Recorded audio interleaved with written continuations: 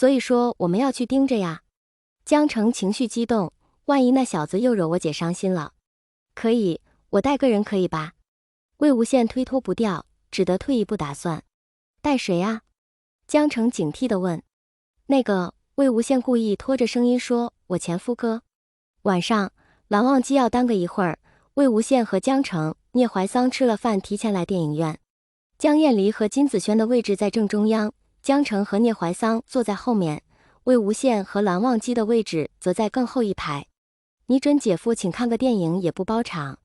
魏无羡看着四周都有坐人，嫌弃道：“这不正好，我们也能混进来吗？”江澄气不打一处来。对了，你跟你前夫和好了？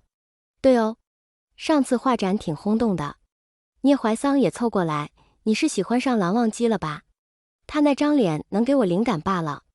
魏无羡潇洒地说，我们搞艺术的就需要抓住这种感觉。是吗？聂怀桑怀疑道，那蓝忘机跟他哥长得那么像，你看蓝曦臣是不是也能画出来？魏无羡一口可乐喷出来，说什么呢？有问题吗？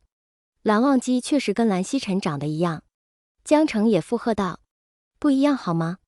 两兄弟除了瞳孔颜色不同，样貌确实没多大差别。魏无羡只好硬着头皮反驳，压根就是两个人。所以你看到蓝忘机能画出来，看到蓝曦臣就画不出来喽。聂怀桑提醒他，那肯定啊，这点魏无羡是赞同的。那你还说喜欢人家那张脸？江澄说，蓝曦臣一模一样的，你怎么不去喜欢？你，魏无羡噎住。这时，蓝忘机朝三人走了过来，两个好兄弟赶紧转过身，只有魏无羡一个人光明正大歪着脑袋，用目光迎接着对方。吃饭了吗？蓝忘机扫了一眼魏无羡怀里的可乐和爆米花。吃了。魏无羡简短的回答。所以，我喜欢的不只是这人的脸。魏无羡在心里问道，一直拖着脸盯着坐在身旁的蓝忘机看。怎么了？察觉到魏无羡的目光，蓝忘机忍不住转头看他。果真是好看，正脸好看，侧脸也好看，蓝湛怎么这么好看？这时，魏无羡又想起了聂怀桑的话。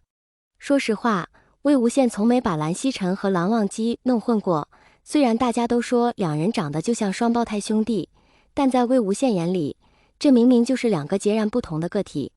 所以，即使是跟蓝忘机一模一样，甚至瞳孔颜色都相同的人站在面前，我也不会多看他一眼，因为我看上的是蓝湛。就像在黑暗的屋子里突然拉开窗帘，魏无羡混混沌沌的脑子豁然开朗起来。前两次都是因为聂怀桑透露消息，蓝忘机才会目睹金子轩和江厌离相亲的场面，而这次他是被魏无羡主动邀请过来的。抵达时，金子轩正坐在位置上埋着头看手机，也不知道他有没有察觉身后又有3个人在盯着这场约会。眼看着电影要开场，江厌离还没有出现。金子轩应该是迫于家里的压力才一而再再而三约江厌离的。江厌离礼貌赴约，却总是被金子轩冷嘲热讽。自上次火锅店的事情后，估计再也不想理金子轩。这次看电影迟到应该是故意的，或者会直接爽约。蓝忘机并没有很多时间去分析别人的事情，因为身旁的魏无羡已经趁机钻到自己的怀里，勾着自己的脖子要亲亲。电影开场10几分钟后，江厌离才姗姗来迟。喂，我姐来了。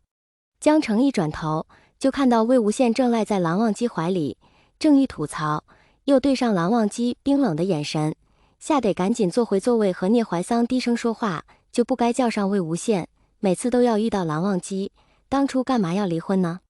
凑合着过吗？聂怀桑也小声附和。鬼知道这是什么情趣。江澄以为电影声音够大，后面两人听不见，大概觉得离婚了又勾搭在一起更刺激吧，跟偷情一样。聂怀桑痴痴笑了。还是你懂。江澄也笑了，是不是哪个片子就是离婚故事？哈哈哈哈，回去给你发资源。聂怀桑激动地说，离婚后又勾搭，跟偷情一样。魏无羡坐在后面却没有生气，反而问蓝忘机，是这样吗？前夫的身份做起来是不是更刺激一些？你说呢？蓝忘机把问题推给魏无羡。好像是的，魏无羡故作沉思，跟你的关系更带着一些禁忌感，哈哈。是吗？蓝忘机反应平淡。魏无羡似乎对蓝忘机的反应很不满意。昏暗的环境中，蓝忘机也能感觉到那双漂亮的桃花眼正瞪着自己。蓝湛，其实魏无羡正开口，电影忽然暂停，一束灯光忽然打在前方座位上，其他观众也骚动起来。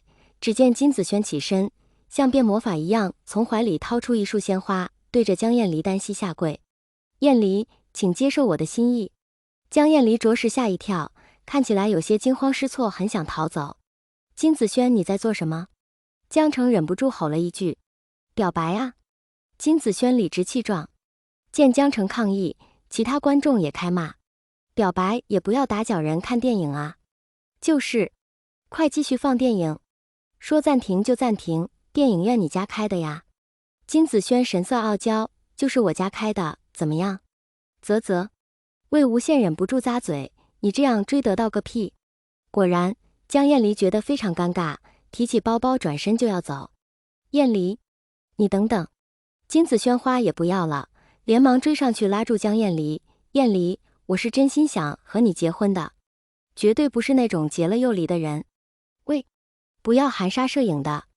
魏无羡感觉又被内涵到：“我和蓝湛那都是情趣，只是情趣。”蓝忘机轻声反问：“魏无羡开始结巴：“算是吧。”这人究竟是开窍了不肯承认，还是压根没开窍？蓝忘机把握不准，但现在确实是一个敲打的好时机。因为你母亲不许你离吧？江厌离冷冷地说：“不是这样的。”金子轩慌张解释：“是我自己想来找你的。”江厌离耸耸肩，转身直接走了。金子轩连忙跟了上去。江澄和聂怀桑见状，也赶紧尾随而去。真没趣，蓝湛，我们继续。灯光又暗下去，魏无羡挨挨蹭蹭又想亲。我也有事。蓝忘机忽然起身，魏无羡扑了个空。啊，大晚上的，还有什么事比我还重要？魏无羡不可思议问道。有很多事比情趣重要。蓝忘机故意冷淡回复。情趣也很重要吗？魏无羡语气软了许多。见魏无羡还没完全松口，蓝忘机便在他耳边轻声道：“那我早点回来陪你，在床上陪你。”虽然想通了，但立刻承认自己是一个毫无恋爱经验的新手，魏无羡怎么可能接受？我不要面子的吗？魏无羡坐在电影院，其他人都走了，只剩他一个，即使要承认要也是见色起意，然后再慢慢磨合出感情，不然怎么对得起我艺术家的身份？魏无羡没怎么在国内待过，在圈子里他很少能遇到十分专情的人，久而久之，他也认为感情之事就是随随便便的，只是自己一直没兴趣罢了。所以，在遇到蓝忘机后，他自然而然就做出一副登徒浪子的模样。重点是蓝忘机的反应也让他觉得好玩。